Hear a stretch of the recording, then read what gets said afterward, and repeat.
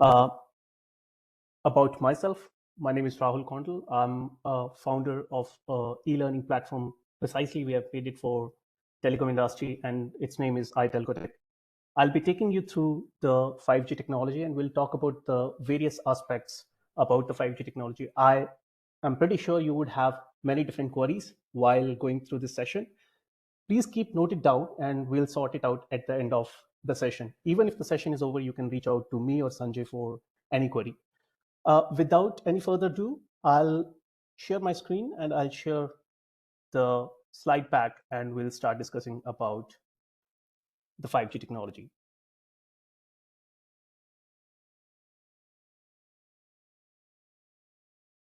Just let me know if it is visible. Sanjay, if you can confirm, that'll be great. We can see that, Rahul. Please go ahead. Great. Great. Cool. Right. As I said, my name is Rahul Kondal. I belong to itelcotech.com. We are going to talk about the different topics today, and we'll start with the basics because I believe we have a mix of learners today in this session. So it is important that we'll start with the basics about how the telecom network looks like, and we'll get into the practicalities that what are the different building blocks of this technology, which is 5G. I'll start with the overall architecture of the telecom network, how it looks like on ground. So let's park the theoretical thing for the time being, and then we'll look into what 5G is basically consisting of. There are many different building blocks. We heard about the different names, be it related to the millimeter wave, or maybe the virtualization, maybe the cloudification, and so on and so forth. We'll talk about those different bits and pieces in the building blocks. We understand that any telecom network is consisting of three important subnetworks. That is the radio access network, which is called as a new radio in 5G. Another is a transport network, which is actually taking all the information from the sites or the masts and take it back to the data center, which is also known as a core network. We'll talk about the 5G spectrum in a little bit more detail. We understand that whenever a person or a user wants to access to the network, there are different transactions that happens between the network and the user. So we'll talk about those all transactions during the 5G initial access. 5G has came up with different channels and signals in radio access network. We'll touch base upon all those channels and signals in detail. How the resources in a 5G is allocated to the users by the base station. There is a term called scheduling for that. We'll talk about what are the different ways we can schedule the different resources in a particular base station towards all the users. We'll understand how do we calculate the peak data rates. So there are so many things which are there in 5G ecosystem overall. We are going to touch base broadly on the wider aspects of 5G because we have a constraint of only 60 or 70 minutes with me. So I'll try to cover as much as possible, but obviously there would be many things which we can discuss later on. And for that, we have a complete course as discussed or as mentioned by Sanjay. We'll understand that how the radio access network has evolved over the time. And now we are moving towards the virtualization, cloudification, and the openness. So what does it mean? We'll talk about all these different terms. Then at the end, we'll talk about the machine learning and artificial intelligence, what's its importance in 5G and in telecom overall. So let's get started. Let's understand the telecom network right from the scratch. So we have seen different masts across us, different sites, towers, whatever we call it. Now, these towers are of different types. What normally these towers are having? These are having two types of antennas. One is these long antennas, which is also called as GSM antennas, though it can be used for any technology, including 5G. It is basically used to cover a particular area or providing services to the users in a particular area. Then another circular antenna, what you can see here, it is used to connect this particular site or tower with another site or tower, which will then take the information back to the data center, we call it, or we call it a MSC. So there are different terms for that. So normally, any user who wants to connect to the network has to first interact with the radio access network.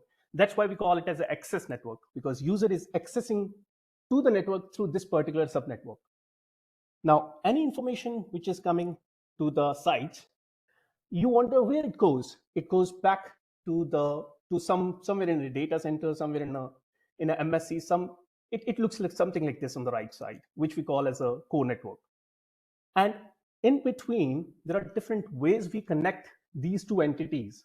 We connect the different sites, which is the access network, with the core network, which is a switching center, or we call it as data center. There are different means or ways by which we can connect it.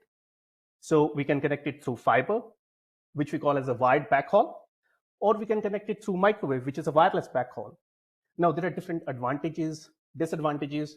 Obviously, microwave backhaul is pretty cheaper, but it is not very reliable, but fiber is very expensive. So there are many things around it. We'll not get into that.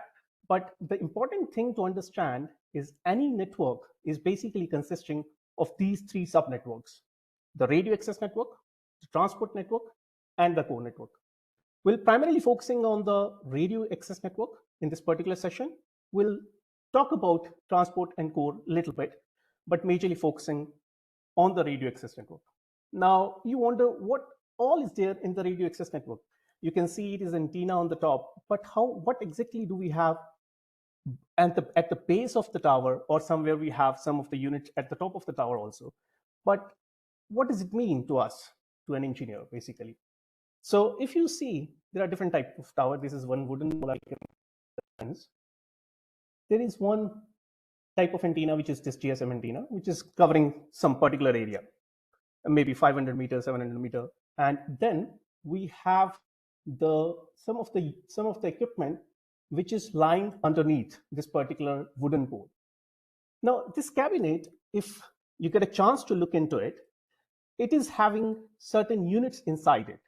So this particular cabinet, if you see on the bottom, it is having these different equipments and devices. Now we wonder what it does. Why do we have these devices over there? Now, to understand, primarily we have two key important nodes or equipments that are present at the base station. One is the baseband unit. This is the baseband unit, how it looks like. So it is precisely for one vendor. It may look similar or dissimilar with another vendor, but what it does, it is the brain of the base station. So whatever the processing at different layers need to be done for the signal, that is to be done by this baseband unit. So for the timing, just remember this is the brain of this particular base station, site, tower, whatever you call it. Now, along with that, there is another important unit which is called as a radio unit. Now, radio unit has different functionalities, and it is basically there for different frequencies. We have a different radio units. What it does some kind of functionalities at a very lower layer, which we call it as a higher layer, which is we call it as a physical layer. And we have a physical layer where we have the digital to analog conversion, analog to digital conversion, or we have frequency to time domain conversion, and vice versa. So that will be done by the radio units, but we'll talk about all those things in the subsequent slides. For the time being, just focus on there are two different important units. One is the baseband and another is the radio unit. Now, these units basically, they are connecting with the antenna. So whatever call, say for example, we are making, it goes to the antenna. So the call is going through as a EMF, we know that electromagnetic waves. Then that electromagnetic waves are converted into the electrical signals and coming through these black cables, which is also called as a feeder cable. Now, from feeder cable or jumper cable, it will then connect to the radio unit. So any electrical signal which is coming, which is an analog signal, will be then converted to digital signal, right? So that digital signal, once converted by the radio unit, it will then be processed by the baseband unit. So any information, be it voice, data, whatever, analog to digital conversion, that will happen here. And then the further processing at different layers, at the higher layers, that will be taken care by the baseband unit. We'll talk about that. Don't get into that so much at this point in time. Now, to connect these two different units, the radio and the baseband unit, we have a specific cable which is called as a CPRI cable in case of 4G. What does it signifies? Basically, it is a common radio protocol interface, or it connects, or it basically is a protocol which carries the information between the baseband unit and the radio unit, and has some capability in terms of speeds. We'll talk about that, how much speed it can handle, and why do we need to evolve it with the new technologies such as 5G. So now this baseband unit, it will connect back to the core network, but with the help of a backhaul or a transport. And that transport here is this microwave antenna. So this microwave antenna is taking all the information for all the users and take it back from this site to core network or a data center using this microwave backhaul here. So far, these are the important components that are present at the radio unit. And here we are showing it for the conventional network, say for example, 4G. This radio unit, mind it, it can be on the top of the tower also, but here just for a simplicity, we have shown it in one particular box together. Right. So to understand the 5G, it is important to understand that why do we need to evolve the overall network? What is the problem with the existing infrastructure? Now, there are a couple of things which we have seen in case of the conventional network. One is the bare metal or the proprietary hardware that is present. What does it mean?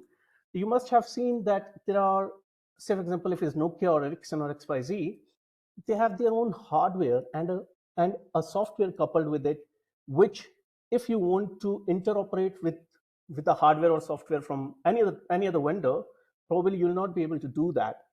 So as an operator, what the operators are facing the challenge is, it is a very expensive game for them to deploy such kind of bare metal or proprietary hardware and software coupled together in an ecosystem. They can't do much uh, in terms of the flexible architecture. They can't do that because they have to go by the rules or by the overall agreement that is made by Nokia or Ericsson in that case. So, for example, that's just names are just for an example. Okay, there is no agility at all. As we said, there is no flexibility in terms of using maybe a radio unit from vendor A, a baseband unit from vendor B. That is not there in the conventional network. We have a limited use case. Why we have limited use case? Because we don't have any kind of disaggregation so far in the radio access network in the conventional ecosystem. Now, what does this disaggregation means? We'll come to that. What broadly it means, we are going to take away some of the functionalities of the baseband unit from the site location, maybe to somewhere in the middle of the core network and the radio access network. What it does, it'll help to maybe pool the resources from multiple sites at a particular location so that you can use the resources efficiently. Or maybe you can leverage the ultra reliable low latency services in case of 5G. So how that can be achieved? For that, we must have to have a flexible architecture overall. And as we are not having more agility and flexibility, there is a less scope of innovation and automation. We have seen like the vendors who are running these networks for many, many years, they intentionally don't want to interoperate with one another. So that is the reason, like, there is a less scope of innovation. And you can understand if an organization is focusing on their own products, they don't want to involve with multiple other third-party vendors or ecosystem, because obviously they will lose the business. But it is impacting to innovate the overall ecosystem. Maybe it will innovate, but with not the pace it should be. So this is a very high level architecture of the conventional network, where we are talking about the traditional RAN, transport, and the core. Now, in case of 5G, what is actually going to change in terms of the architecture? So if you compare these two pictures, you can easily identify, we can see some kind of disaggregation that is happening at the baseband unit. Now, what does this disaggregation means? It means we are keeping some of the functions at the site which are real time. So real time may be scheduling of the resources, that is real time. But there are some non-real time functionalities such as the control plane. Probably you want to get registered user just one time. You don't want to register it every time, isn't it? But for allocation of resources, it has to be real time, quickly. So for the quick kind of transaction, it should be catered by DU, which is distributed unit. whereas non-real-time kind of functionalities that we have taken away a little bit far off. And what we can do is we can take it to the edge, somewhere in between the core network and the radio access network, somewhere in between that, so that we can also pool the resources. So consider it this way: currently, any site today what we have, this baseband is having certain capacity. Now, if it is not being utilized properly by this site, it will remain underutilized. And that we know in a radio access network, the overall network utilization doesn't go beyond 50, 60% on an average. I'm not talking about the busy hour. So that is not the right usage of the resources that are available. So how do we put some more efficiency and use them appropriately? We can make a pool of the resources and take some of the functionalities for all the sites at the central location, and those will be virtualized and allocate the resources as and when it is required. So we know in the network it is not necessary that at a single point in time all the sites would need 100% resources. That may not be possible, and that is not possible. By having these club of resources or pooling of resources, what can be done? We can save on the hardware, we can save on the capacity, we can optimize them appropriately. Now, from the core perspective also, core network perspective also, there is some kind of flexibility incorporated. And that, what it does is the user plane functionality has been taken closer to the user, closer to the base station, so that for a real-time functionalities, when we talk about the low latency services in 5G, how it can be achieved, we must have some ecosystem where for user plane, the user need not to take, or network doesn't need to take the information from the base station, go back 100 kilometers back to the core center or MSC and then come back. Now that will add on more delay, and probably you will not be able to get the lower latency kind of services. So that is the kind of flexibility has been incorporated in case of the core network also.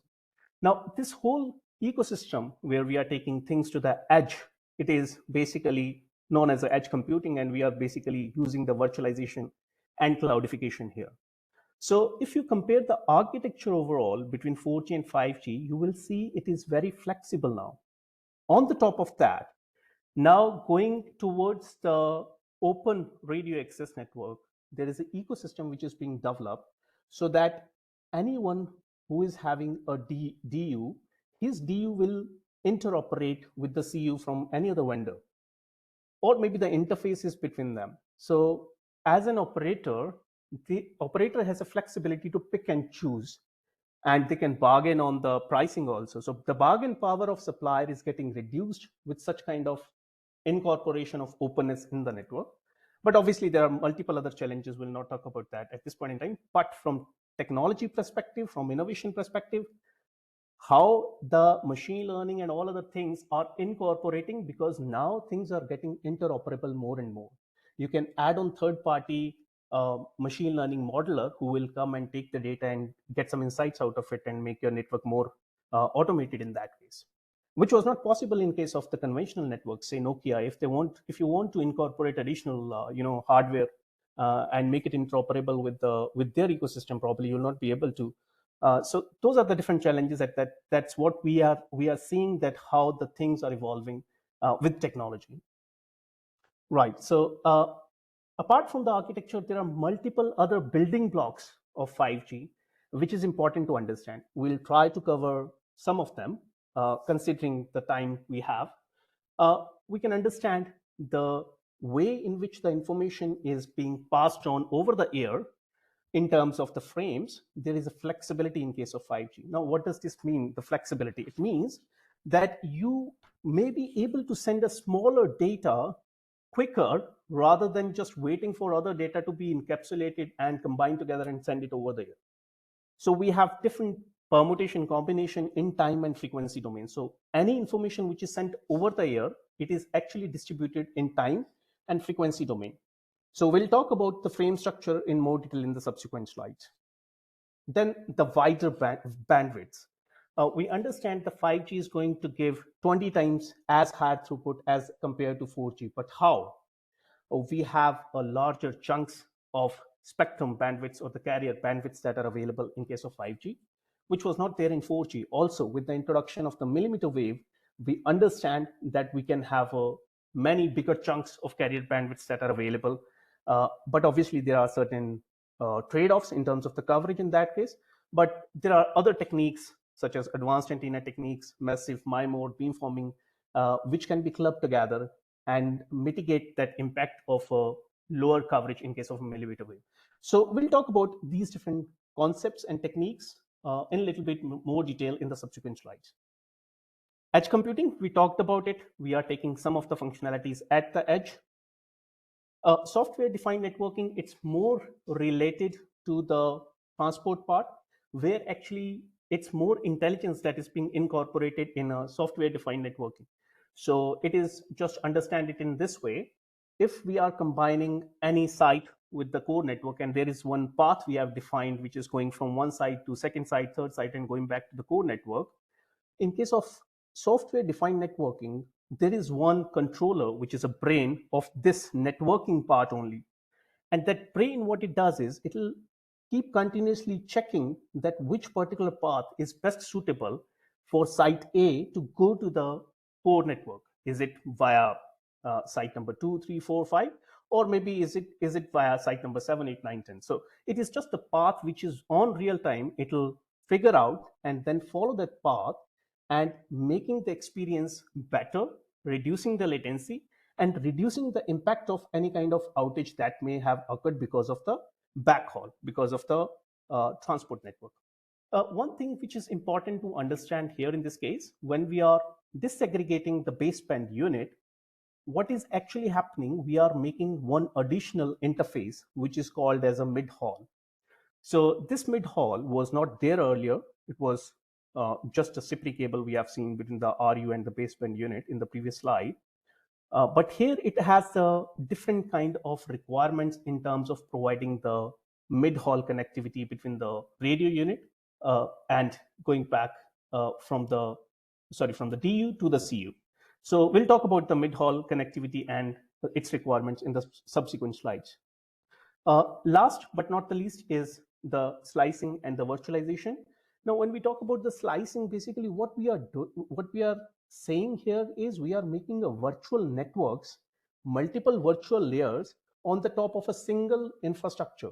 That's what we are doing here. You can use one hardware as, say, for example, one hardware, we can use it for CU today. And maybe if it's not required, it can be used for any other function in that case, maybe DU in that case. In the core network, similarly, if one hardware is there, we are using it for one functionality, which is, say, for example, AMF. And if the capacity is not required that much, which we have equipped, but our requirement for PCF has increased, we'll just offload that AMF and reconfigure it for PCF. So there is a orchestration which is happening at the back end. We'll talk about those different terms also. Virtualization will help to create new use cases in terms of the network slicing in case of 5G. Right. So we have seen the transition from the conventional base station where we talked about we have a baseband unit and we have a radio unit. Now, in case of this new evolving architecture of radio access network, what we are saying is we are going to divide the baseband unit into two parts. So we are disaggregating it. One is the distributed unit and another is the central unit. Now, if we get a little bit into more detail, those two boxes which we saw on that picture earlier, you can't imagine that how much heavy lifting those boxes are doing. So here, if you see, now the radio unit is taking care of the lower physical layer and conversion of analog to digital and digital to analog conversion. Whereas in case of the distributed unit, it will take care of layer 1, higher physical layer, and the medium access control, which is MAC, and the radio link control. So don't worry about the nomenclature and their functionality. I'll cover it in the next slide. But just try to understand that some part of functionality which was there combined together, in case of baseband unit, we are disaggregating that. We are disaggregating some of the functionalities which are in the distributed unit. And we know that MAC, the medium access control protocol, is used for the real-time scheduling. So that real-time functionality is still closer to the mast or closer to the tower that is there in the distributed unit. Whereas in case of the QoS related functionality, or maybe in case of the radio resource control function, or maybe related to the packet data convergence protocol that has been taken away from the site and take it to the edge part, because it is not happening quite often as compared to allocating the resources to the users. So what these different protocols are basically, what they do. So those two boxes, again, going back to them, the radio unit is precisely focusing on converting the analog signal to the digital signal. So any information which is coming through the electromagnetic waves, I'm making a call, it is going to the base station, it is the EMF waves. Then that antenna is actually converting that EMF or electromagnetic waves into the electrical signals, which is an analog signal. And then that analog signal is converted into the digital part, which is done by this radio unit. Now, along with that, normally what happens, we have the fast Fourier transform. We understand, we know that for processing any digital signal, we have to go through these different processes. And in that case, what will happen, it will convert the time domain to frequency domain, or vice versa, that what it does in case of the processing of the signals. This processing is being done at the radio unit. Now, we have seen that for different frequencies or different carriers, we have a different radio unit. And the reason is obvious, because we have a different kind of processing that is to be taken care by the radio units depending upon the frequency which we are going to use. So in a real world scenario, you may have a single baseband unit, in that case, a single DU and single CU in the network, but you may have a multiple radio units. And the reason is because we may have a multiple carriers in that case to be used for multiple technologies. So here in this case, the distributed unit, what it does is basically, we understand any signal. So any, say for example, it's a speech, it's a voice, basically we can't take it for a longer distance, we have to modulate it. So that modulation with the higher carrier, that is to be done by the higher physical layer, which is to be done by the DU distributed unit. And we'll talk about the modulation and how the amplitude and phase shifting can help to increase the number of bits per symbol to be transmitted over the air. Now, along with that, the scheduling. We'll talk about the scheduling. Broadly, what scheduling is, how we are going to allocate the resources which are present in the base station to the different users. We want to distribute the different resources in a fair proportion. Imagine you have a base station and you have one user which is at the cell edge and one user which is very close to the site. Now, considering a very good radio condition, you may give, or the base station will give all the resources to the user which is closer to the base station, but that is not a fair proportion. Being a operator, we don't want that a customer who is in a better radio condition would take all the resources. No, we don't want that. We want to have a fair proportion. In that case, base station, depending upon the scheduling or scheduler, it will decide that how many resources should be given to the person who is sitting at the cell edge. We may have to give him more resources because his radio conditions are not very good. So that all things has to be done in a real time. And for that, it has to be taken care by the box which is sitting at the site. That is the distributed unit. Now, we heard about the HARC and ARC, which is the hybrid automatic repeat request or automatic repeat request. Now, these terms are very complicated when you think it or when you read it, but what it does is basically, whatever the information which is passed over the air, there is always some kind of errors and noise and interference associated with it. Now, if we are sending certain bits or information from transmitter, say it's 101, and at the receiver end, how do you ensure that we have received the same information which is 101? Probably with the interference and the noise that got distorted, and you will not get the information received properly. In that case, we add some interleaving bits and we ensure that it is transmitted maybe 1 time, 2 time, 3 time, so that the receiver will receive the information appropriately. So that is simply what the automatic repeat request is. And I'll touch base upon these terminologies in the next slide in a little bit more detail. Now, apart from which is not very real-time kind of functionality at the base station, we are taking it away to the central unit. And what it does is basically, it has certain kind of security related information that is being taken care by the central unit. QoS plays a major role in case of 5G. Now, the SDAP, which is Service Data Adaptation Protocol, it is the new protocol that has been added in 5G, which was not there in 4G. And the reason we want to have the QoS end to end. Earlier, the QoS could have been defined at the core network. We have a QCI, ARP, but now in this case, we have the same QoS mapping can be done at the radio level by the mean of this SDAP protocol.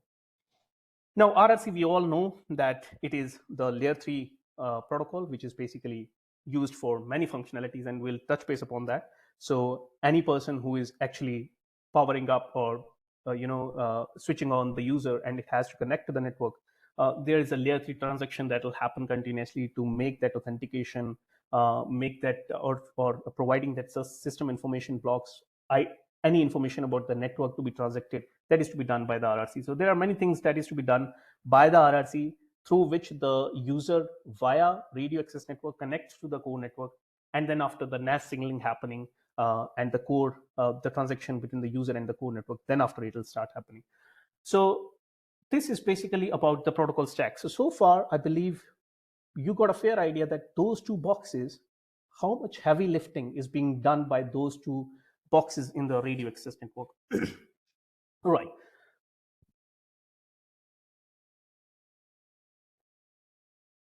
Okay, let's go to the modulation now. So modulation, why do we need to do it? I'm just touch base, talking about the basics also, because it is important to understand that we have a different kind of people in this particular session, right from the beginners to the advanced level or experts. Now, modulation, when we say, which we have seen here, what exactly is being done by the distributed unit? You say that any information or the speech or voice, whatever we are talking over the phone, it is not possible to take it far off, because for that we need to have a bigger size of antennas, which is not possible to implement in the network. So basically the wavelength is equal to speed of light divided by frequency. So if your frequency is higher, probably in that case your wavelength is inversely proportional in that case. So what normally we do is any information, it has to be modulated, and in a modulation we have seen that we are using the widely QOM, which is quadrature amplitude modulation, and which actually what it does is with every change in the amplitude and the phase, we are making a different kind of data patterns. It means different bits per symbol we are able to send over the air. Now, what do we need to think about bits per symbol? Now, any information, whenever we talk about the throughput in 4G or 5G, we are basically focusing upon that within the given resources that is in the air interface, we have a fixed bandwidth, say for example 10 megahertz, we have a fixed resource blocks, we have a fixed radio frames, whatever we have. How do we ensure that we are sending more information over the time domain within that particular bandwidth, whatever is available? That is to be ensured by providing a better quality. If we have a better quality, we'll be able to make multiple different combinations by changing the amplitude and the phase, and we'll be able to send more number of bits per symbol over the air. Now, next to that, we talked about the arc and arc. As I said, that it is nothing but just over the air, whenever we send the information, there is many errors and interference, noise that is happening while the information is passed over the air. We need to ensure that this error is detected and corrected at different layers in different time. So that is to be done by the arc and arc. So it's the same example what I was quoting earlier. We are sending something, we are sending certain bits. It's not sure that we are getting the same bits at the receiver end. We may get some errors on the way sending this information. And for that, we have certain turbo coding and the rate matching that should be done. It's kind of an interleaving bits we are adding. So you see 101 has now been changed to maybe 8 or 9 bits now. We have added more bits so that even if any interference or noise occurs, it will not impact the original information. We'll get the original information at the receiver end. And if it is not received, we have to send it again. We have to send it again 2, 3, 4 times. And that's how basically the arc and arc works at the different protocol layers. Now, right, okay. So from the radio network, any information which comes, it has to go back to the core network, we understand, which is through the transport network. In case of 5G, we have certain evolution that has happened in the transport network also. What's that evolution that is there? So basically, one thing is we are adding up a mid haul, and what we are doing is the kind of protocols or the cable which is being used earlier, the protocol which was used earlier, which was CIPRI, now it is an enhanced CIPRI. So it's enhanced common public radio interface. What it does, it has a bigger or larger capability in doing the processing of the signal so that we can send more information or more data between the baseband unit and the radio unit, which was not possible in 4G. What is that capacity? So between the baseband unit and radio unit, any CPRI cable, it's just a black cable, which we have seen in the previous picture. It's basically a fiber cable, we call it. It has a capacity of 10 Gbps. So say, for example, you have 3 cells or 3 radio units connected with the baseband unit. And if you have one radio unit, you want to get maybe 500 Mbps or 1 Gbps. And if you have 3 cells, probably in that case, you need a 3 Gbps capacity at the radio level, which is coming back to the baseband unit. And in that case, you have to have at least 3 Gbps capacity or 4 Gbps capacity, including the headers, at this particular cable. So this cable should handle that much capacity. But in case of 5G, when we are saying we are able to achieve 20 Gbps, in that case, this particular CPRI will not work. So in that case, there has been evolution that has happened. The standard bodies, the vendors, suppliers, they did the evolution. They have enhanced the capacity, and they named it as a eCPRI, which is Enhanced Common Public Radio Interface. What is the capacity of it? Now it is going up to 50 Gbps. So if you have 3 cells and you have probably getting a 10 Gbps, which is critical number. But even if you want to achieve it, it is possible by using the eCPRI in that case. And similarly, we have the mid haul, which is again having some stringent requirements. But I'll not touch base upon these different requirements in much detail. But yes, of course, transport plays a vital role in any network. Trust me, whosoever is working in the real world scenario, transport network is the one which is the pillar of any technology today. Right.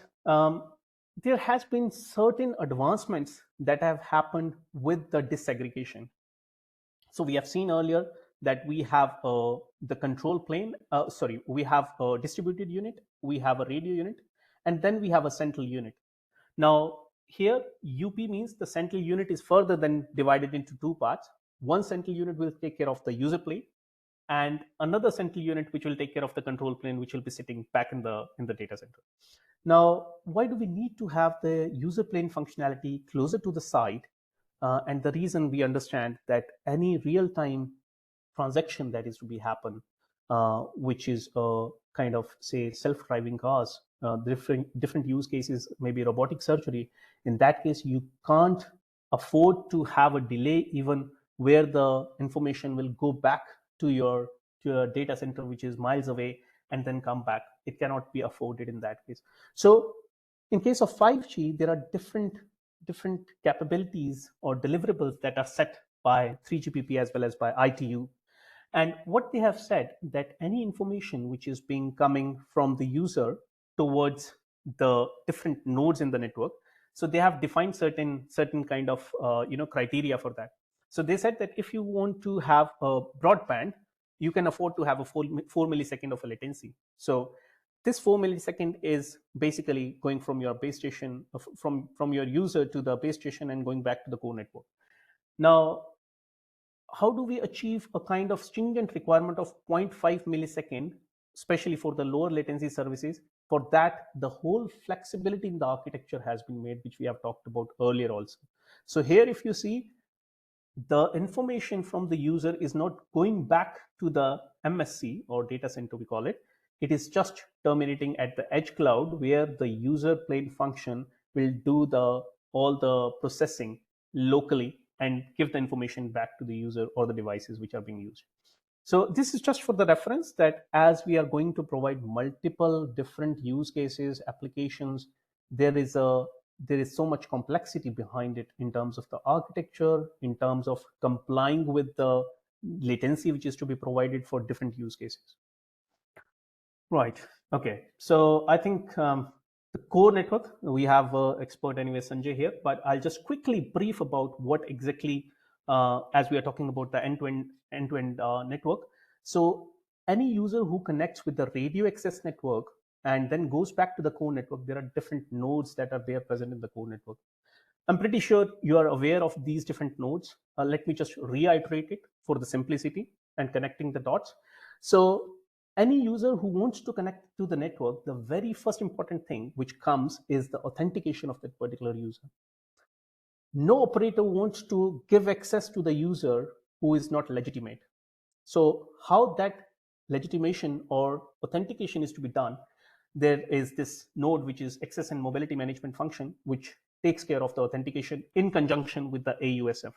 No need to remember all these terms at this point in time. The only thing you need to understand is, in practicality, if a user wants to access to the network, there is one node which do the checks for the authentication of that particular user. Once that authentication has been done, then only this user can avail the services. He wants to make a call, he wants to make a data session. That's a separate scenario. First, he has to go through these different checks. So for the authentication, it has to be done by AMF in conjunction with the AUSF. And then we have the UDM also, which is more like where all the subscription related information is there. Now, along with this, we have another node, which is PCF, which is a policy control function. And what is the role of it? So you wonder, you got a bill for different kind of usage, maybe data, voice. So how the system knows about it, that how much data you have consumed, how much voice usage you have made, and you went to the roaming, and were you able to use the services or not? All this information is being captured by the PCF. You are allowed to use the services while you are in roaming. That is defined everything in the PCF. So those rules are there defined in the network for each and every user. Now, next to that, if any user who wants to make a data session, in that case, where in this case the SMF is, which is a session management function, this is the node which allocates the IP to the user. So every user, when connected to the network, has an IP allocated to it. Now, after getting the IP, then only the communication or the user information passes from the end-to-end devices, which is the user and the network. So the SMF will then take care of all the signaling related information, and then the mobility anchor or the QoS handling or the actual information. I typed google.com. Now I will get the page reflected back once it goes through the UPF, going back to the internet server. I clicked on my phone google.com. First, before displaying that page, opening that page, it has done all these things. At the background, it was pretty quick. So UPF, once we get those page, it is the UPF which will be taking care of your QoS quality of service. You are streaming, you are just doing some email or chatting. In that case, what kind of quality of service to be allocated, that will be done by the UPF. So broadly, these are the different unit nodes that are present in the core network. So far, we talked about the radio access network, transport network, and the core network. Three important key pillars of any telecom network. Right. Okay. 5G. Key capabilities, I think these are very common and very clear to everyone, I hope. But if not, let me just reiterate it. So here in this case, this is the picture I've got from the ITU website. You can get more details over there. But what exactly we are showcasing here is this purple color is basically the 4G, which was termed by ITU as IMT Advanced. And this green color actually depicts the 5G different capabilities. Now, the most interesting part is basically the data rates, which we are focused upon, and the latency. So data rates here, if you see, it is almost 20 times as compared to 4G. Again, this is theoretical. How to achieve 20 Gbps? We'll talk about it. And trust me, we have all the calculations behind how to achieve 20 Gbps with different carriers, quality, modulation, XYZ, all the different factors we'll consider. Important point here is to understand that how 5G is providing the different deliverables that are defined by the ITU. Maybe in a real world scenario, we'll not be able to see 20 Gbps, but this is the ideal scenario, more theoretical aspect, and the standards that is defined. So this particular 20 Gbps is to be delivered by the cell, which is cell or a site, whatever we call it, the antenna. But what about the user? How much is the maximum data rate that is to be achieved by, or average data rate that will be achieved by the user? In that case, they have defined it as 100 Mbps. So what it says, you have a site, you have a cell, you have 10, 20, 50 users, no matter what. If your cell is transmitting 20 Gbps, if you have, say, for example, 100 different users, in that case, probably you will get how much? 200 Mbps. If you have 200, you will get even lesser. But ideally, they are saying you should provide at least 100 Mbps to the users if you want to say you are a true 5G network. In terms of latency, in case of 5G, it has been reduced a lot as compared to the 4G. It has been reduced from 10 millisecond to 1 millisecond. Mobility has increased.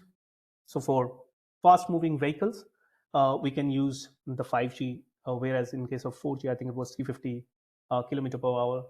In case of IoT, there is a machine to machine type communication. We have seen that that is the third important deliverable by 5G, including the EMBB, which is the broadband services, the low latency services, and the machine to machine type communication, where the million of devices can be connected within a particular area, which is maybe 1 square kilometer in that case.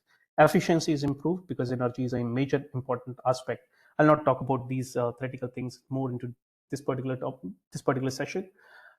From 5G, how we are going to achieve 20 Gbps, the one important thing which comes to the mind is obviously you should have enough bandwidth available, then you will be able to provide that much speed.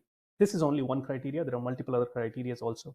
It's important to understand that how the 5G spectrum is spreading across different frequency ranges, and there are many different options that are available, but those options are widely available in a mid band, so very high frequency band, which is a band, or maybe the millimeter wave.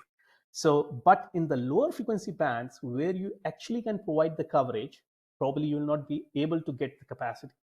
Now, in this particular figure, what I'm trying to show is you have different options.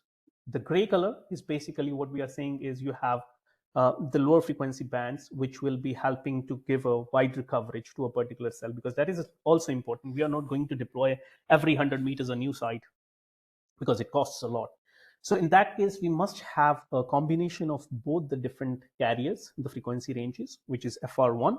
In FR1, we could have maybe the lower band, and we can have a mix of a mid band and a low band. And going forward, when the capacity requirement increases a lot, we have to go for the frequency range 2. So frequency range 1, anyways, you will get the recording of the session. You can go through this sheet again. But widely, what we are saying is 450 megahertz till 7 gigahertz, it is FR1. And beyond 24 gigahertz up to 52 gigahertz, it is FR2. So this is millimeter wave, and you can see the bandwidths that are available. Bandwidths that are available is almost 10 times as compared to the lower frequency bands. Here it is 30, 35, 45. Here it is straight away 30,000. So it is 100 times, sorry. It's 100 times as compared to the lower frequency band when we compare it with the millimeter wave. And this is the one, one thing which helps to achieve that 20 Gbps in 5G. Right, okay. Talking about the frame structure, we talked about that the flexible frame structure is one of the key building block of 5G. So what does this mean? We understand any information which is to be transmitted over the air, it is to be transmitted in time domain and in the frequency domain. So frequency domain, we understand we have certain spectrum and the carrier which is allocated. Say, for example, we have this, say N28, which is 700 megahertz, and we got 10 megahertz for particular operator in that case. Now that 10 megahertz, we can divide it into different subcarriers, but here we have a flexibility in terms of providing that subcarrier spacing. In case of 4G, it was fixed 15 kilohertz. In case of 5G, we have a different flexibility that we can have to allocate the resources in a frequency domain. In case of time domain, we understand that any information which is to be transmitted, it's in terms of frames, and every frame is basically of 10 milliseconds, same as that of 4G. And there is a subframe, which is basically there are 10 subframes in one particular frame. Now, each subframe, in case of 4G, if you remember, there was a slot which is of 0.5 millisecond, which is fixed. In case of 5G, if you see, we have a slot of 1 millisecond, we have 0.5, 0.25. Why do we need this flexibility? Say, for example, we want to go for ultra reliable low latency services, and we want it to be quick. It doesn't include much data information, but we want it to be quick. In that case, we can go for a smaller slot in that case. So rather than sending the information over 1 millisecond or 0.5 millisecond, we can send it over 0.0625 millisecond also. So that is the flexibility to provide the different kind of services in 5G that can be delivered by this flexible frame structure. Let's get a little bit more deeper into frame structure. We said that in a time domain, there are 10 different subframes in one radio frame, which is of 10 millisecond. Now, this particular subframe, we have, I'm just taking one example here. So if you go back, there are different combinations we can make. We can make a different combinations in terms of the frequency band in case of subcarriers, and we can have a different combinations in case of the slots, the time domain. Now, in case of this particular example, I'm considering 0.5 millisecond as a slot and 15 kilohertz as a subcarrier spacing. Now, let's see how it basically looks like.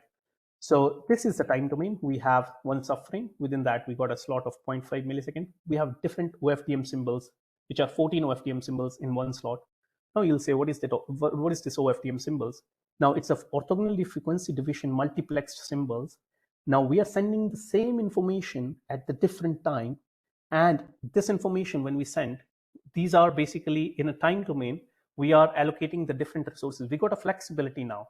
We got a flexibility that we spread this 0.5 millisecond into 14 different parts, and depending upon whatever resources we want to allocate to user 1, 2, 3, 4, we can then do that within these particular this particular frequency and time domain blocks. What does this block actually termed as? This is known as a resource block. And information which is to be provided to the users, capacity to be determined in the radio network to be determined in terms of a resource block.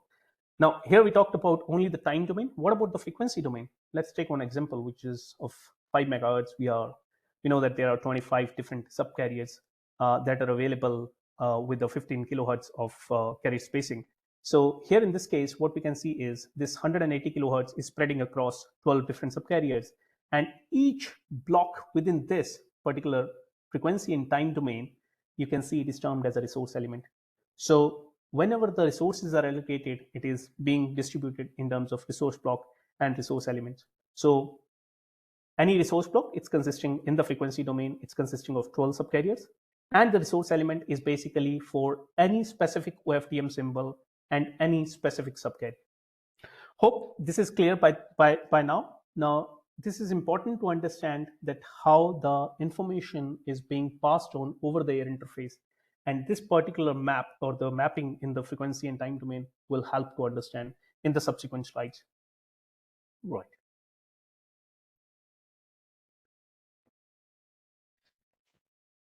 Okay, so we got to know so far that we have a time domain. In a time domain, we have a frame and we have a subframe, then we have slots. And in frequency domain, depending upon what kind of carrier bandwidth we got, we took an example of 5 megahertz, it can be 10, 50, 100, whatever. And accordingly, we have a different subcarriers in that case. Again, I'm taking an example of 15 kilohertz. We can have 30, 60, 120, 240. 240 rarely used.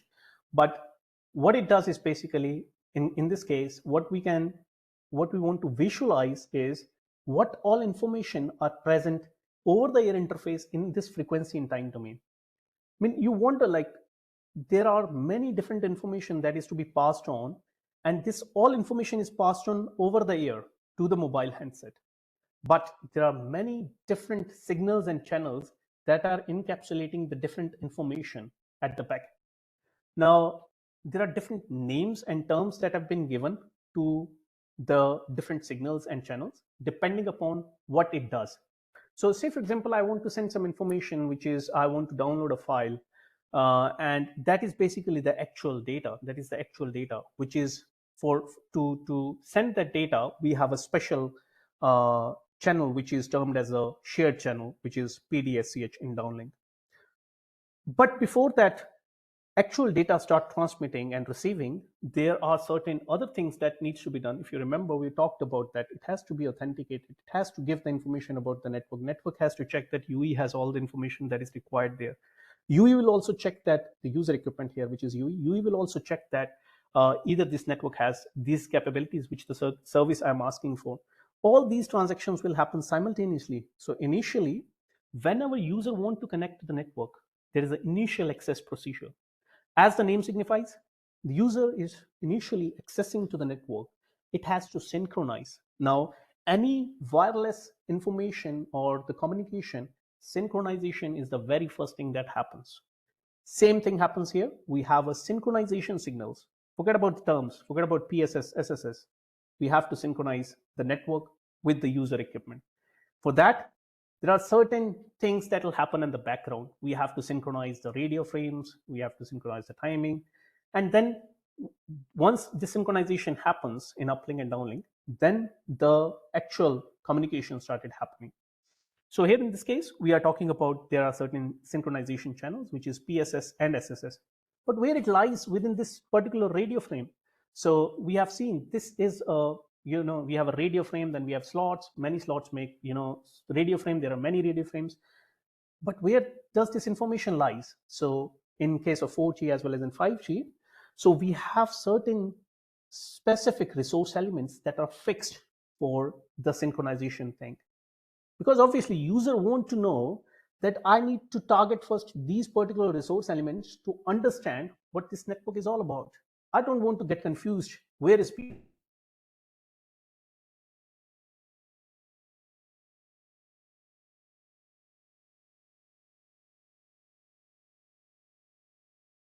Hey Rahul, can you hear us? We have lost your voice. Rahul, are you able to hear us? Rahul, can you hear me? Hello, Rahul, can you hear me?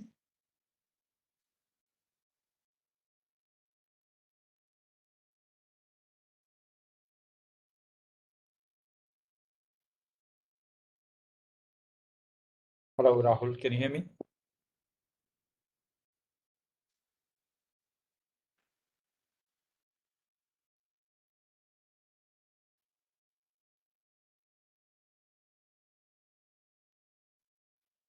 Yeah, just wait a minute. I think some issue, some network issue with Rahul. Let's wait for a minute and then we can get started.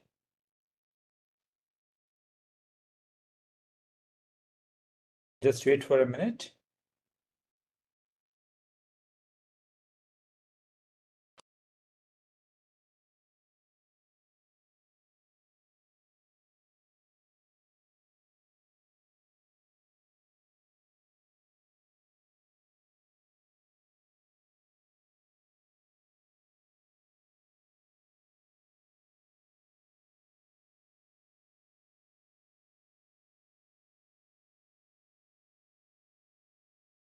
Yeah, a couple of minutes back. Okay. Yeah. Just reconnect again. Sorry, Sorry for that. No problem. Let me just launch it again.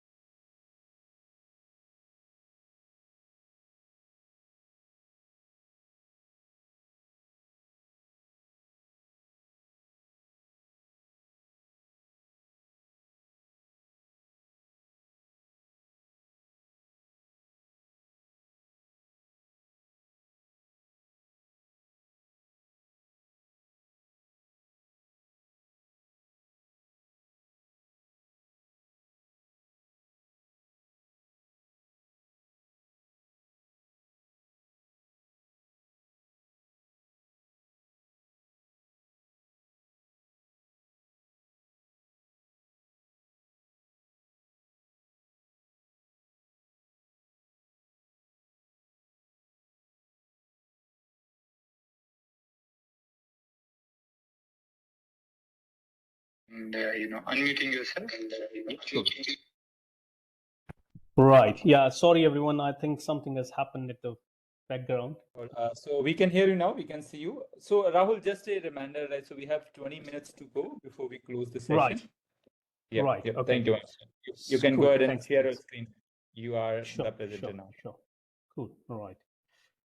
Great.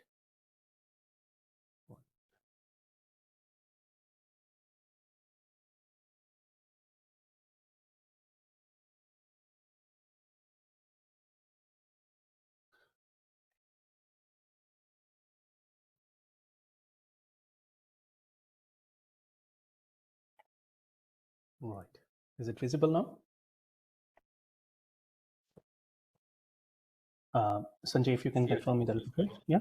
Yeah. We can see Yeah. that. And I'm audible, right? Cool. Sorry, Yes, guys. please go ahead. Great. Thanks, Sanjay. Right. Okay. So I hope we were here together when I lost the connection. So what I was talking about is basically there are different signals and channels that are there in 5G, and every signal and channel has some certain significance in making the communication happen. Um, we need not to memorize all these channels and signals at this point in time, but important to understand that how actually the network works, how actually the user interacts with the network, and there are different signals and channels which actually plays a role to make this communication happen. I'm not pretty sure that when I was discussing about the PSS, SSS, it was the session was on or not. Just to repeat it quickly. So any user who wants to access to the network, it has to have first synchronization between the network and the user. And for that, there are certain different resources which are there present in the network, which is fixed for PSS and SSS to make the synchronization between the user and the network. Where those are basically in this time and frequency domain, it is being shown by the purple and the green color. Then we have the broadcast channel, which takes the information about the network down to all the user equipments that are actually present in this particular cell. And that is being delivered by the PBCH, which is a broadcast channel. The broadcast channel, PSS and the SSS combined together will make a synchronization signal burst. We'll see and we'll talk about the SSP in the beam sweeping and the advanced antenna techniques. Now, any information which we want to pass on, say we want to download the information or we want to send some data from transmitter to receiver, that is being transmitted in the PDSCH, which is a shared channel. But before that, how that's to be transmitted, how the scheduling needs to be done, that is to be defined by the control channel, which is PDCCH. So we have certain allocations to the PDCCH in this particular time and frequency domain. One important thing we need to understand is we have a very limited resources over there. That's why the spectrum is such a crucial asset. We have to use that judiciously.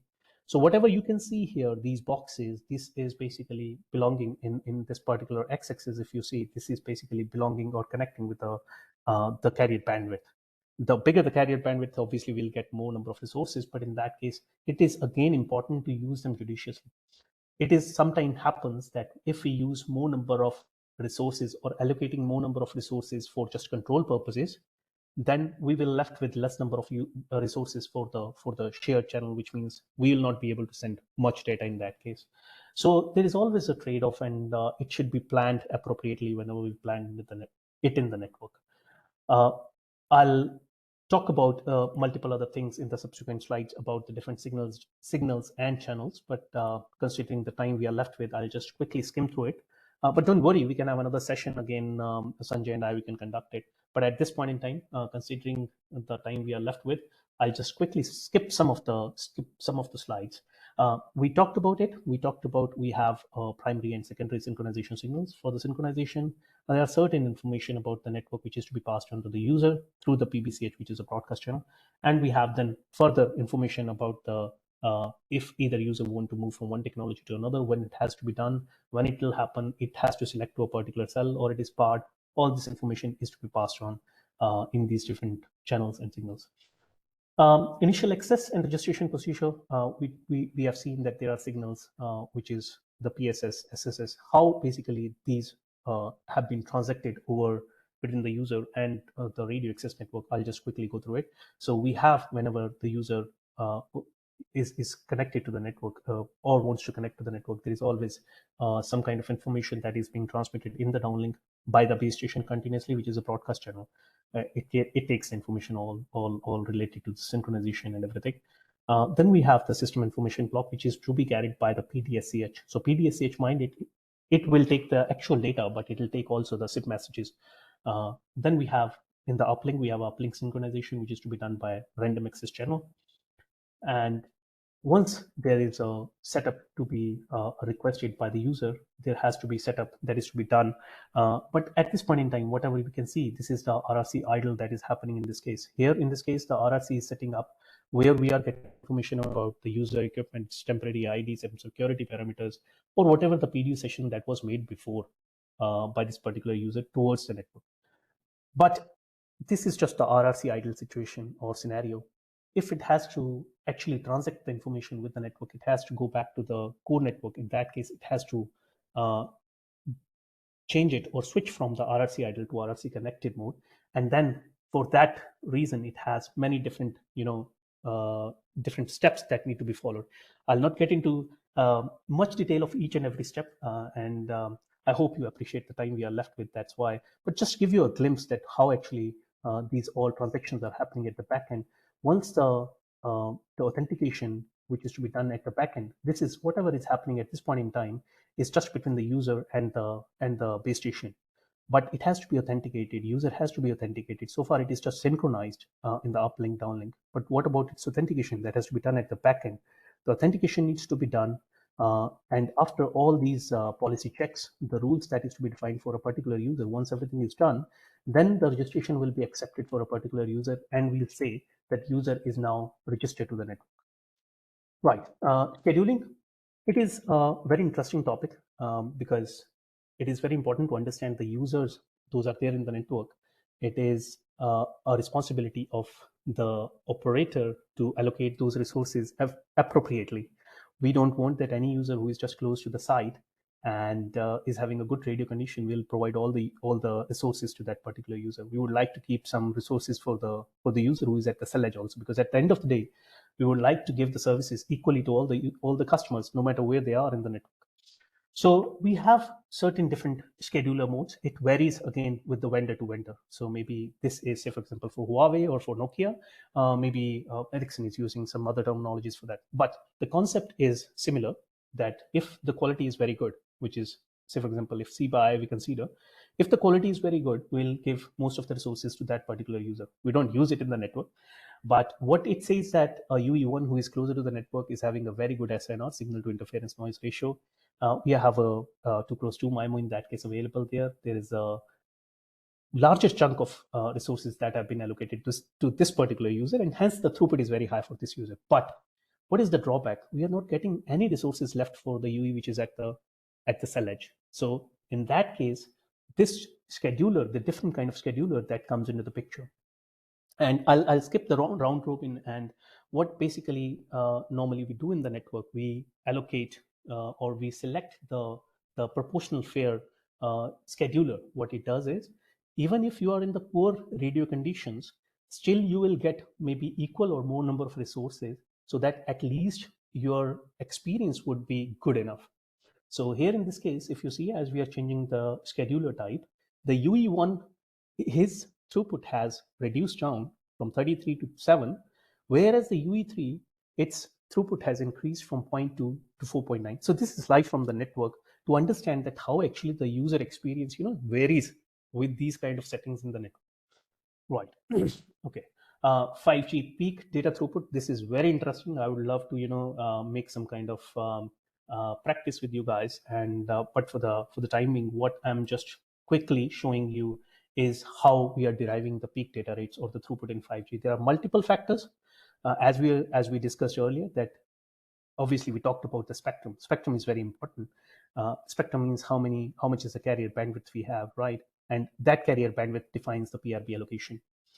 How many number of carriers we are using, how many different antenna techniques we are using. If we are using, say, MIMO, in that case, 8x8 MIMO, or we are using the massive MIMO, the number of layers will increase. Number of layers means you are sending the different data from the different layers at the same time. So what does it mean? If you are sending some information earlier through one layer, it probably take maybe 1 microsecond or 1 millisecond, say for example. But now you are sending that information through two different layers. So it is taking 0.5 millisecond. One is it is taking less time. Second, we are sending more bits per seconds. And that more bits per second means we are improving the throughput overall. So another important factor is the modulation. Obviously, if your radio conditions are good, you are sending more bits per symbol. So if you remember, we talked about the modulation, the bits per symbol.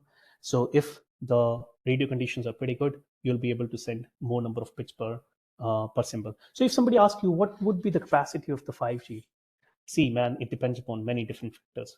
It can't be a straightforward answer. If your radio conditions are pretty good, you probably will get a better throughput in that case.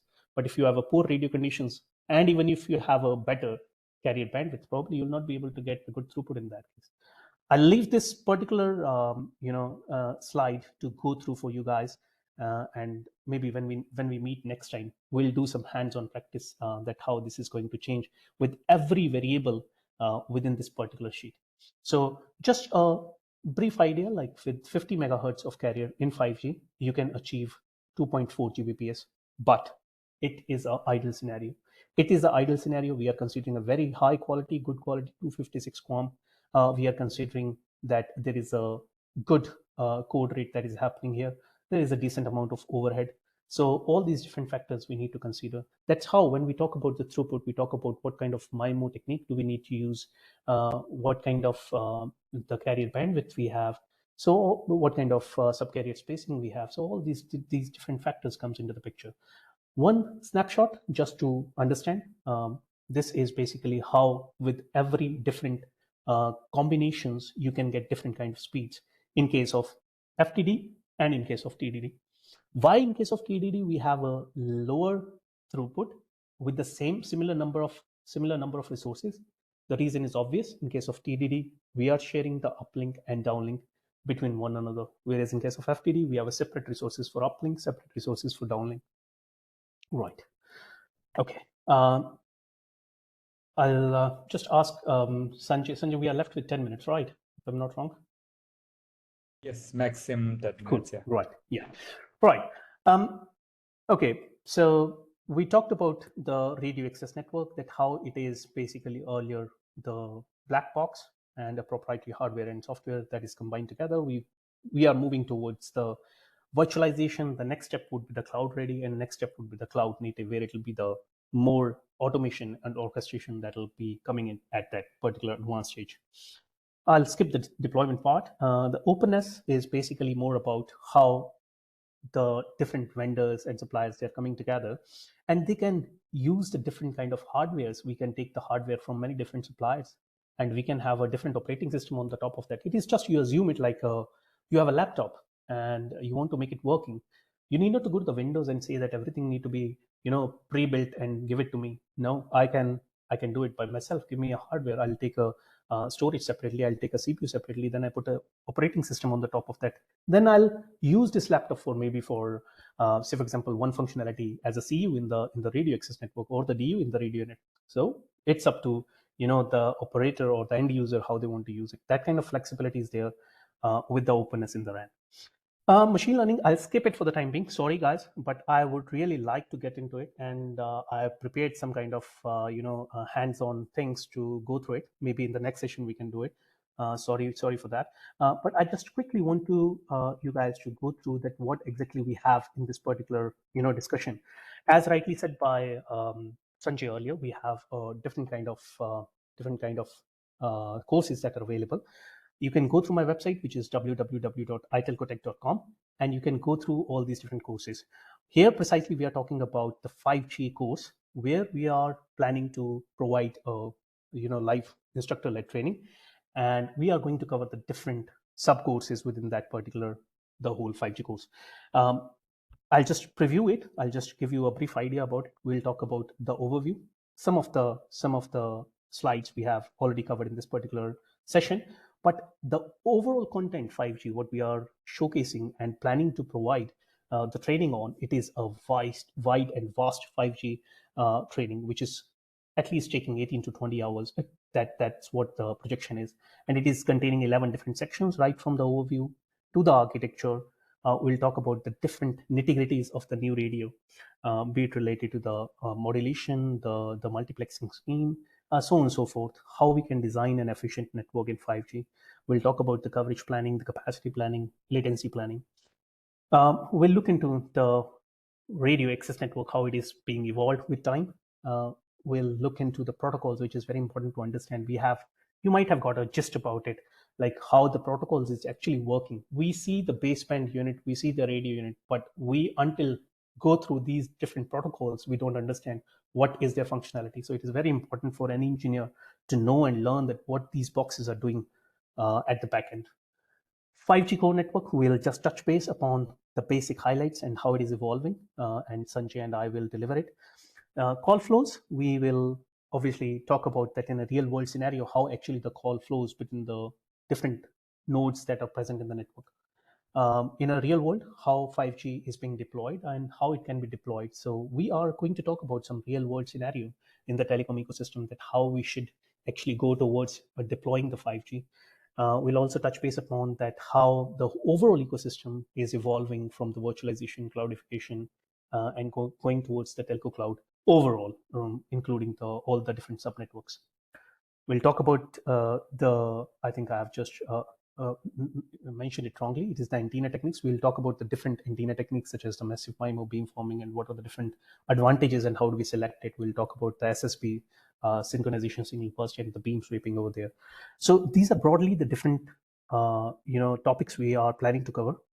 Feel free to get back to us and say that, okay, Rahul, I want to know about, or Sanjay, I want to know about this particular thing. Please help me to know about this particular things. What is our agenda basically behind providing this training is we want to give you a clear understanding about the technology. We would like to give you insights right from the ground, from the industry experts. We would like to connect the dots. If you are working in a telecom industry, I'm pretty sure that first 5 years is more about understanding the basic thing, and you can't get it from the books. It's very tough to go through the line by line and understand it. So it's very important to get some guidance from somebody, and this is where we are focusing on providing that guidance and information that is basically we got from many years over the time. The interaction, what we are planning for is 6 to 8 weeks. That's our plan is. So we will obviously design a proper, I and Sanjay will design a proper, session for 6 to 8 weeks for this particular training. We'll do the assessment at the end of the day of this particular training to check the knowledge of each and everyone. So don't worry about it. Whatever you have gone through, whatever you have read, probably you may miss some of those things. You want to reiterate, you want to understand it again. We are here to help you out. And then we assess it at the end. Visualize the network right from the field, right from the practical perspective. We will obviously do some kind of simulation, interactive call flows. So we'll try to make it as much as practical as possible. Practical in the sense close to the ground reality rather than just looking at the books. If you go back to the portal, which is www.itelcodec.com, you will get multiple resources over there. But again, as I said, our intent through this particular course, which is instructor-led, is to provide you, whatever the experience we got, we want to share it with you guys through that particular training, which is very important for everyone to understand. It's always good to share the learnings and then grow together as a community. Right, so this is broadly from my end, and I would like to thank to everyone, including Sanjay. And Sanjay, I'll hand over this call to you, and we can interact with the people going forward. Yeah, thanks, Rahul, for the wonderful session. And sorry for the rush. I have to start another session at 9 o'clock. Right, so hence this. No problem. Right. So I think you have already briefed about the training, what we are coming up with a live instructor training program. I will be sharing those details with people who are interested. I've already shared the feedback form in the chat box. I've shared the URL of your company website as well as my company website. Right. So if they need some more information, I think we have a little short time to take question and answers. Right, but yes, if they have any questions, they can write it to me at info@telcolearn.com. Right, and we will be sharing the details about the course and the USP of the course. And then if they're interested, they can actually talk to any of us for to know more about the program. So thanks for the wonderful session. Thanks everyone for joining in. I look forward to see you in the future sessions as well. Thank you very much. And the recording of this session will be uploaded on our application, our Telecom application. You can access it from there. If you need any further information, please feel free to write me a message. Yeah. Thank you very much. Thanks, Rahul. Thanks everyone for Thank you. joining in. Thanks, Ajay. Yeah. Thanks everyone. Have a great night. Great day. Take care. Bye-bye. Take care. Bye. Cheers. Bye.